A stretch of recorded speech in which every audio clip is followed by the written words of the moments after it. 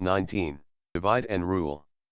An important aspect of the material incentive system introduced under the economic reform is its utilization to play off one worker, and one group of workers, against another.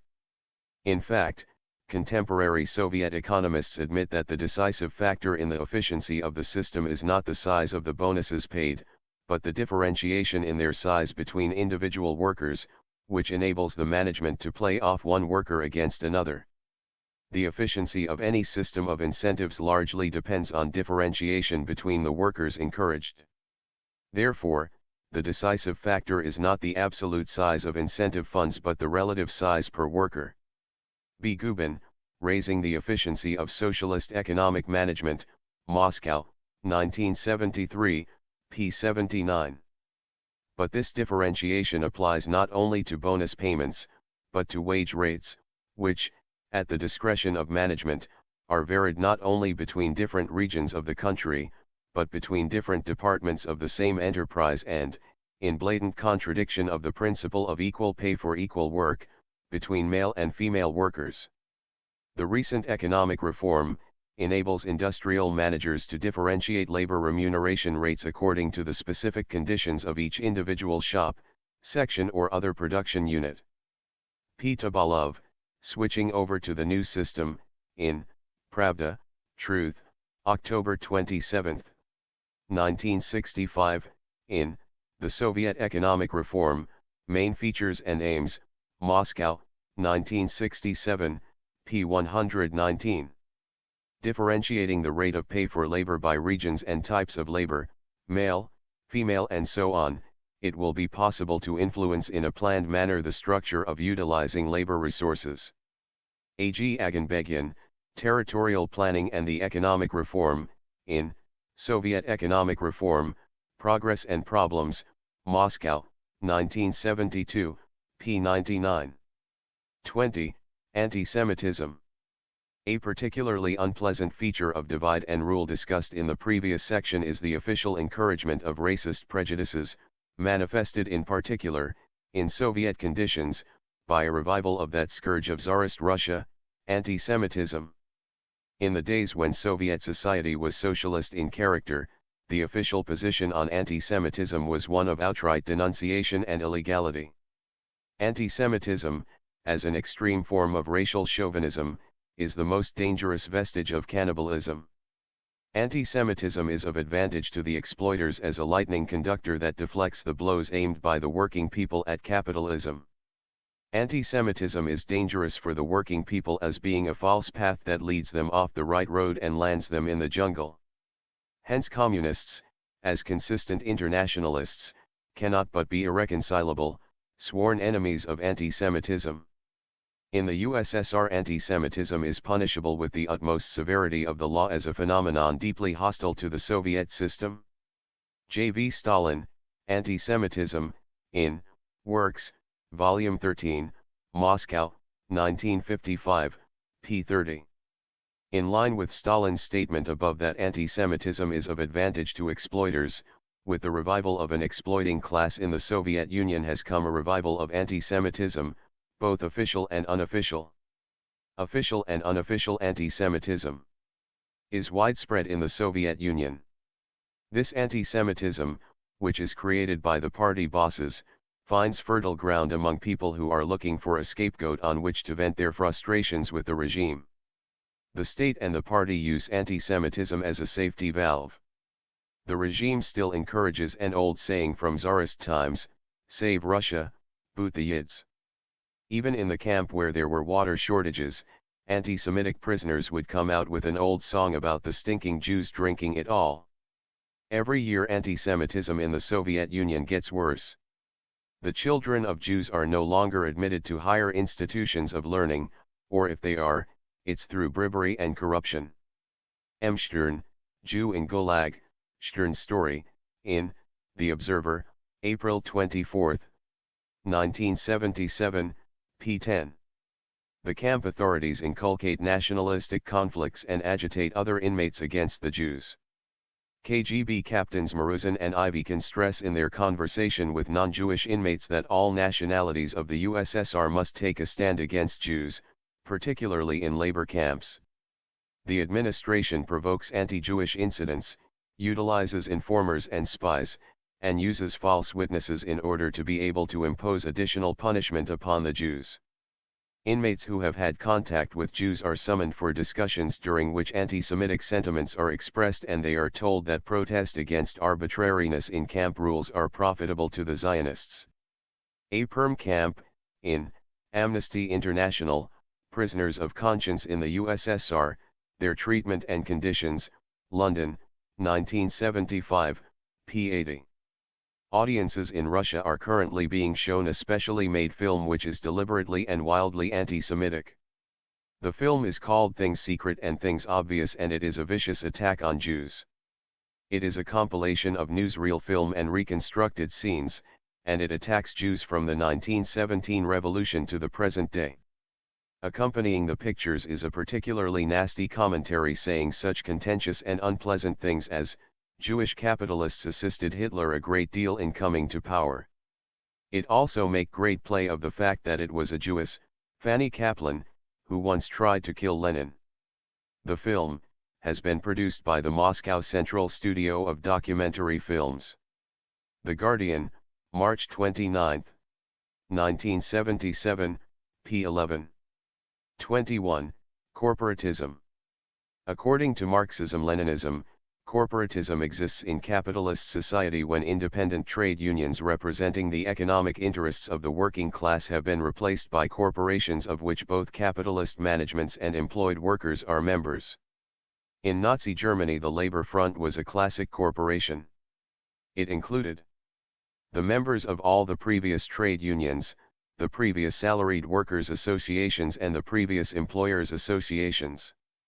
Rear Admiral Brady, The Spirit and Structure of German Fascism, London, 1937, p. 125. In the words of the leader of the Labour Front, Robert Ley, the management of the Labour Front is in the hands of the National Socialist German Labour Party. R. Ley, address to the foreign press, March 7, 1935, in Rear Admiral Brady, Ibid, p. 124. The result of Nazi corporatism was: employers have practically complete control over workmen in regard to wages, hours and working conditions. Collective bargaining is completely abolished. Rear Admiral Brady, Ibid, p. 41.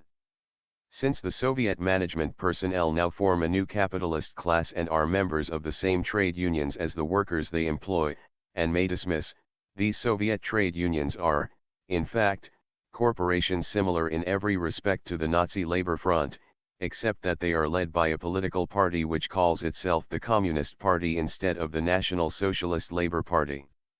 Like the Labor Front, too, the Soviet trade unions do not participate in collective bargaining on such important questions as wage levels, since, as has been demonstrated in Section 12, the price of labor power, these are determined by the state.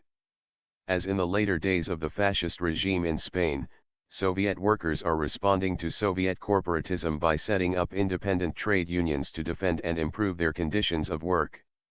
Soviet workers have been forcibly confined to mental hospitals for nothing more or less than exercising some of the most fundamental rights of working people anywhere.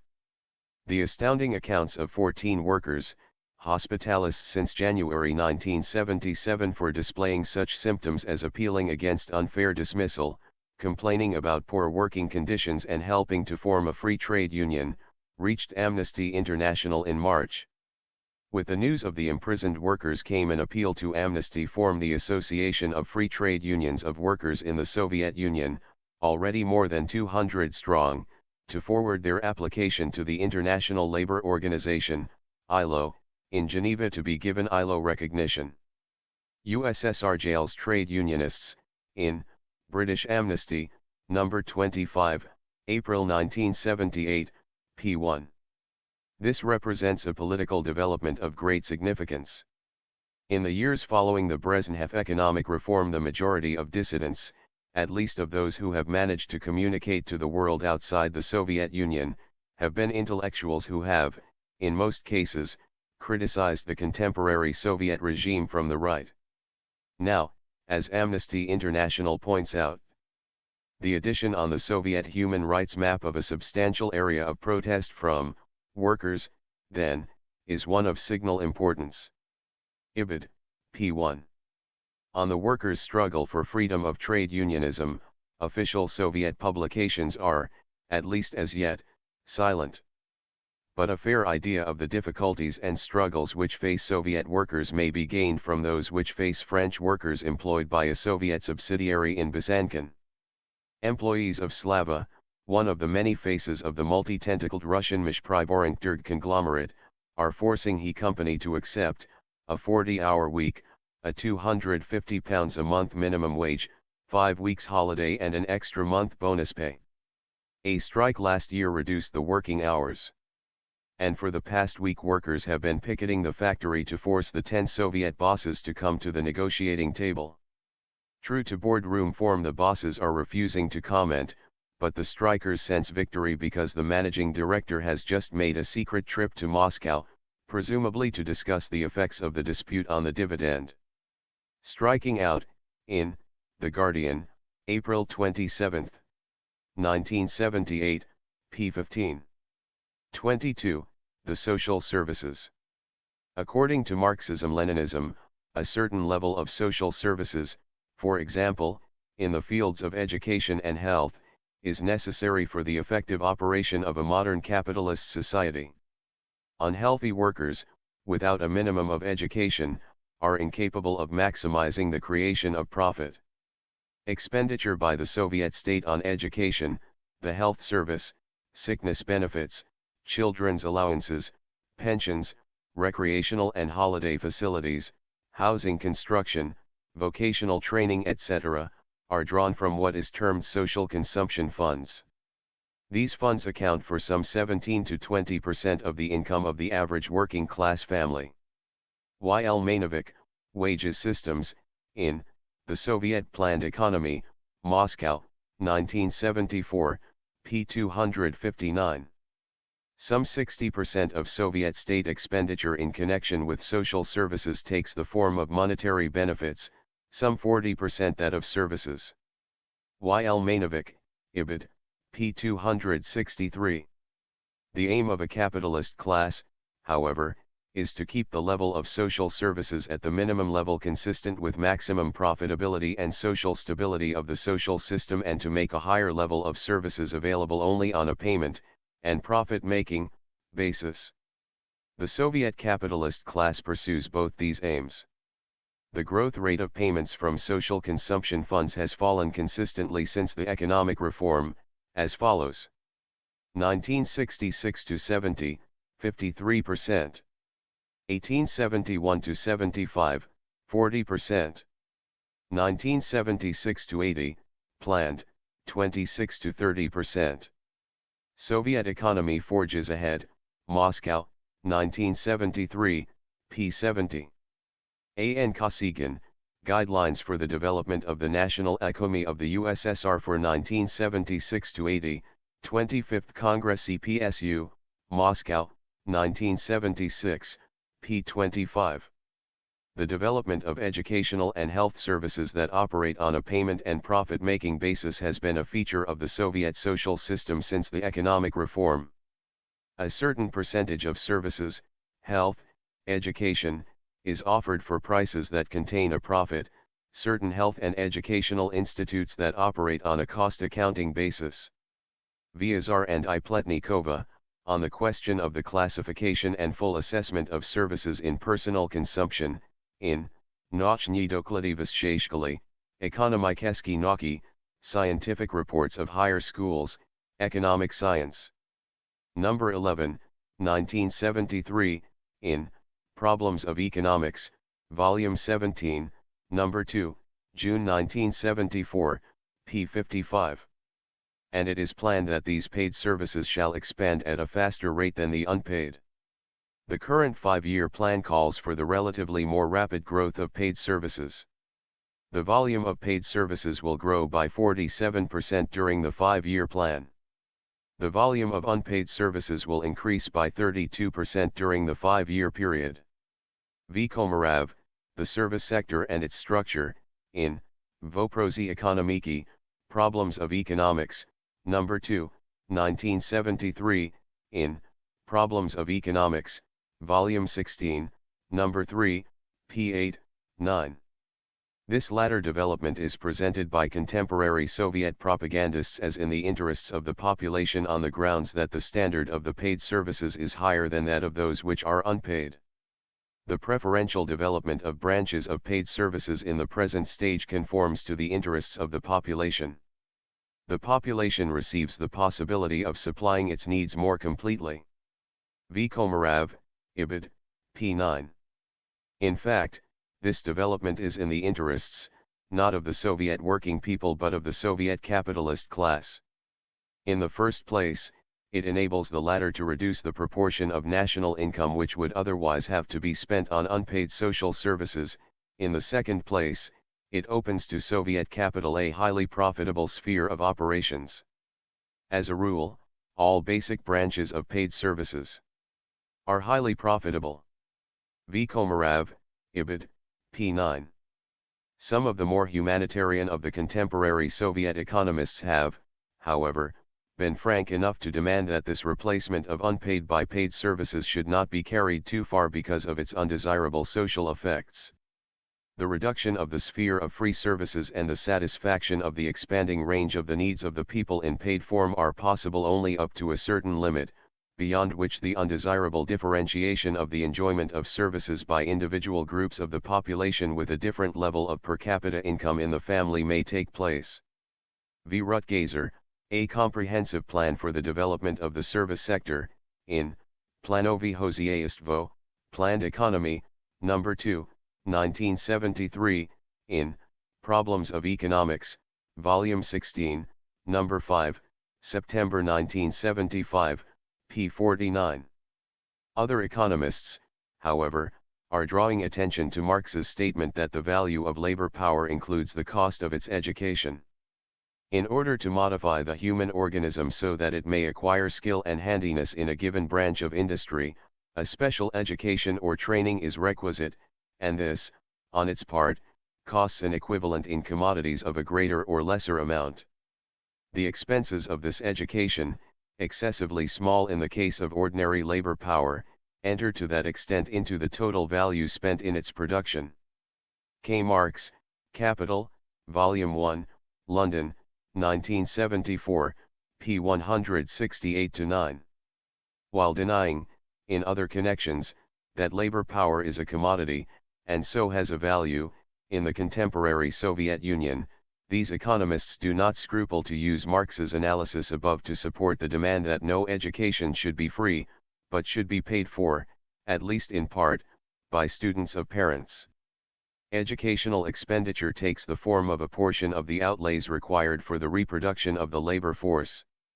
The first and most widespread assumption is that all expenditure for education should necessarily come out of the surplus product. But this is not true. In the expenditures for education, it is necessary to discriminate between those made by the government and those made by parents or the pupil himself.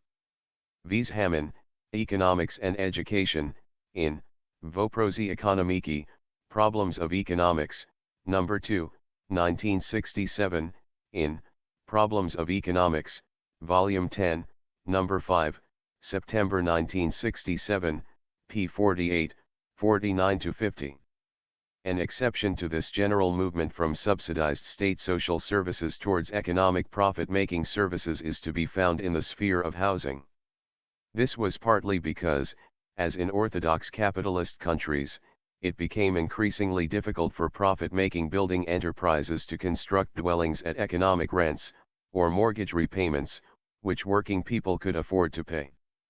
But it was also partly because, by 1960, in the larger towns, where there was a sizable petty bourgeoisie, a shortage of building land had arisen as a result of extensive private building of single, and two-storied houses. Accordingly, on June 1, 1962, a joint resolution of the Central Committee of the CPSU and the government instructed republic administrations to prohibit the building of private houses in towns with a population of more than 100,000. At the same time, citizens in need of a home were encouraged to invest in housing cooperatives which, with the aid of state credits, would build multi-story blocks of flats in such large towns.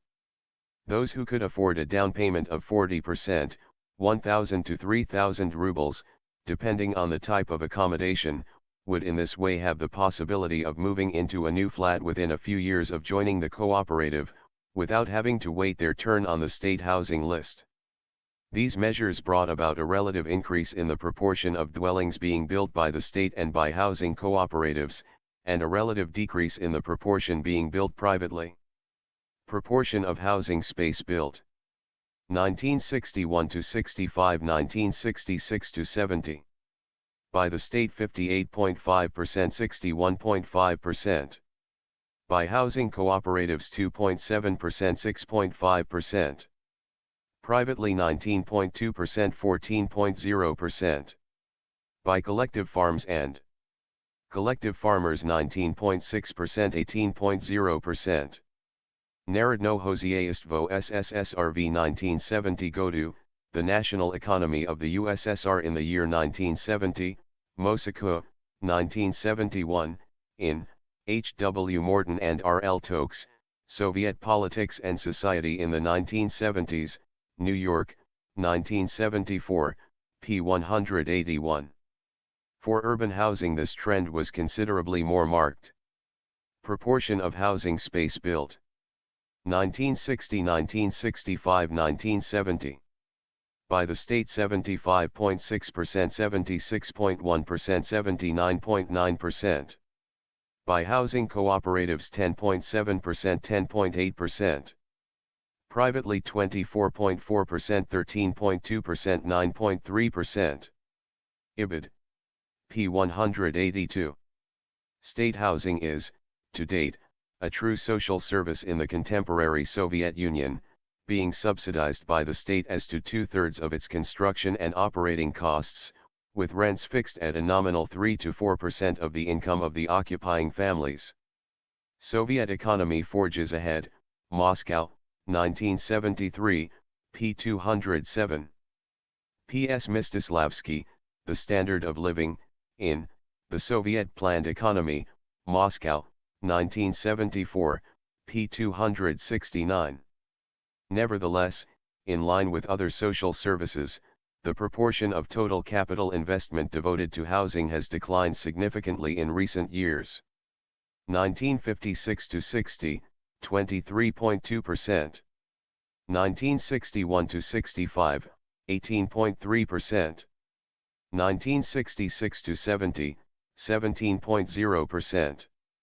Narodno Hozyayestvo SSSRV 1970 Godu, the national economy of the USSR in the year 1970, Moscow, 1971, in H. W. Morton, Opus Citation, p. 168. And the standard of state housing is admittedly low. Newlyweds can initially get along very well without certain types of utilities. Not until they have children do they need separate apartments with all the conveniences.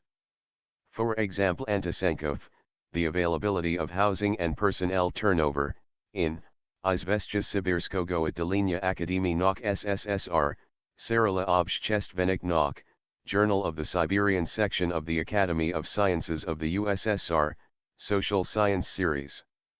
Number 11, 1972, in Problems of Economics, Volume 16, Number 3, July 1973, p. 59. Not all social services, however, are provided by the state. Some are provided by enterprises specifically for their own personal. Since the economic reform, every enterprise is required to set up out of its profits, in addition to a production development fund and an economic incentives fund, a fund for social and cultural undertakings and housing. There are now 3 types of material incentive funds at the Soviet enterprises. B. A fund for social and cultural measures and housing from which an enterprise can make the necessary expenses for providing services for its personnel, in addition to those provided by the state. V. Mbatyrev, Commodity Money Relations under Socialism, in The Soviet Planned Economy, Moscow, 1974, p. 172. Out of this fund the enterprise is obliged to provide on its premises a health center and a canteen for its personnel. Statute on the Socialist State Production Enterprise, in M. E. Sharp, edition, Planning, Profit and Incentives in the USSR, Volume 2, New York, 1966, p. 294. Like the other two funds, the size of the Fund for Social and Cultural Undertakings and Housing is dependent on the rate of profit made by the enterprise. Housing, communal and cultural facilities provided by an enterprise depend on the profitability of production, since expenditure on these items is made from the Fund for Social and Cultural Measures and Housing, which is financed from deductions from enterprise profits. S. Kamnitzer, The Experience of Industrial Management in the Soviet Union, Moscow, 1975, p. 134. It thus functions as a secondary economic incentives fund, stimulating the personnel to maximize the rate of profit. At the same time, the fund is designed to assist the enterprise in competing for manpower and retaining it, by providing amenities such as housing to its employees that might not otherwise be available. This applies also when the fund is used to assist employees to purchase houses privately. The enterprise helps these workers under the following terms: the funds for socio-cultural resources and housing construction advance 40 to 50% of the down payment to the worker, and this sum is cancelled after the worker has worked a certain length of time at a given enterprise. For example, Antisenkov, Ibid, p. 68-9. The social welfare schemes of Soviet industrial enterprises are thus little different from those operating in orthodox capitalist countries, about which contemporary Soviet sociologists comment scathingly. Welfare and cultural schemes, the management of industrial corporations introduce for their employees, are prompted by egoistic class interests. The corporation's expenditure on welfare schemes is seen to produce the greatest material and ideological returns to the corporation. W. G. Scott, Human Relations in Management, Homewood, USA, 1962, p. 368. Anne Bogomolova, Human Relations Doctrine, Ideological Weapon of the Monopolies, Moscow, 1973, p. 107. In the Soviet Union, however, the funds for social and cultural undertakings have grown much more slowly than the other two funds. Between 1966 and 1970, the Production Development Fund rose 6 times, the Fund for Socio-Cultural Measures and Housing Construction 2 times, and the Material Incentive Fund 4 times. N. Y. Drojichinsky, The Economic Reform in Action, in Soviet Economic Reform, Progress and Problems, Moscow, 1972, p. 207. And considerably more slowly than the growth of profits. At the same time that the profits of enterprises and organizations increased 3.5-fold during the last decade, their allocations for social and economic services increased only 2.8-fold. These figures alone are evidence of the great reserves that exist for the development of the sphere of social and economic services. B. Kamelinsky, The Sphere of Social and Economic Services and the Reproduction of Aggregate Labor Power, in Nauczne doklady Wyższej Ekonomikeski Nauki, Scientific Reports of Higher Schools, Economic Science, No. 4, 1972, in Problems of Economics, Volume 16, No. 2, June 1973, p. 62-3. 23. Environmental pollution. Contemporary Soviet economists and politicians hold that harmony between man and his environment is possible only under a planned socialist or communist social system. True harmony between man and nature is only possible under socialism and communism. K. Ananichev, Environment, International Aspects, Moscow, 1976, p. 30. But, since the economic reform, each enterprise is required to maximize its profits and minimize production costs, an aim which frequently conflicts with the social need to minimize environmental pollution resulting from production, as contemporary Soviet economists admit. The implementation of pollution control programs leads to worsening of the cost accounting performance of enterprises. N. Fedorenko and K. Goffman, Problems of Optimization of the Planning and Control of the Environment, in Voprosi Ekonomiki, Problems of Economics, No. 10, 1972, in Problems of Economics. Volume 15, No. 12, April 1973, p. 46. As a result, since the economic reform, environmental pollution in the Soviet Union has reached dangerous levels, as in orthodox capitalist countries.